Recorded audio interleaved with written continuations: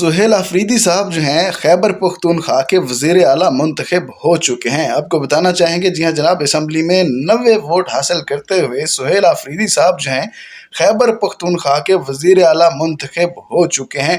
और आपको ये भी बताना चाहेंगे कि स्पीकर असम्बली ने अपना वोट कास्ट नहीं किया, क्योंकि ये तब कास्ट कर सकता है जब दो उम्मीदवारों के दरमियान वोट्स बराबर हों।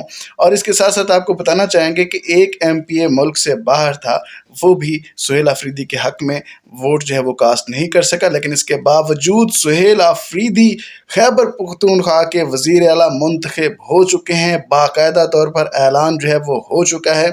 और सुहेल आफरीदी ने असम्बली में एक शेर भी सुनाया है कि अब मैं नहीं मारा जाऊंगा किसी जंग में, अब मैं नहीं मारा जाऊंगा किसी जंग में, हाँ मगर इश्क इमरान में मारा जाऊंगा। सो अब तक की अपडेट्स ये हैं कि सुहेल आफरीदी खैबर पख्तूनख्वा के वज़ीर आला मुंतखब हो चुके हैं। इस वक्त खैबर पख्तूनख्वा के जो वज़ीर आला हैं वो सुहेल आफरीदी हैं।